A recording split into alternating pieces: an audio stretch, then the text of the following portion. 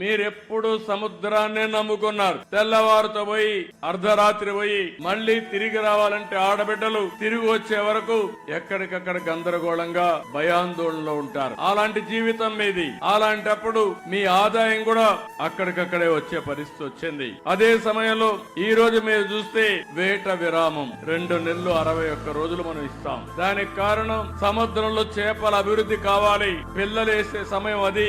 ఆ సమయంలో డిస్టర్బ్ అయితే చేపే ఉండదు. కాబట్టి విరామం ఇవ్వాలనే ఉద్దేశంతో విరామాన్ని ఇచ్చే పరిస్థితికి వచ్చాం. అదే సమయంలో ఒకప్పుడు మీరు విరామం ఇస్తే, ఎందుకంటే మీరందరూ కూడా ఇప్పుడు కూడా సముద్రానికి పోతేనే మీ కడుపు నిండుతుంది. ఒక రోజు పోకపోతే ఆ రోజు పస్తే.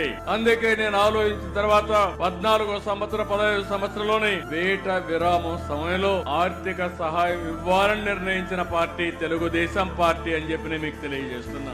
ఆ తర్వాత ఒక 10,000 ఇచ్చారు. 10,000 ఇచ్చారు కానీ చాలా ఉపన్యాసాలు చెప్పారు. ఫిష్ ఆంధ్ర అన్నారు. 300 కోట్లు ఖర్చు పెడతా ఉన్నారు. ఏం పెట్టారో నాకైతే అర్థం కాలేదు. ఏ మత్స్యకారుడి జీవితమైనా బాగుపడిందా అని మిమ్మల్ని అడుగుతున్నా. మీకు లాభం జరిగిందా అని మిమ్మల్ని అడుగుతున్నా. ఈ రోజు నాకు కష్టాలున్నాయని నేను చెప్పొచ్చు కానీ నేను చెప్పను.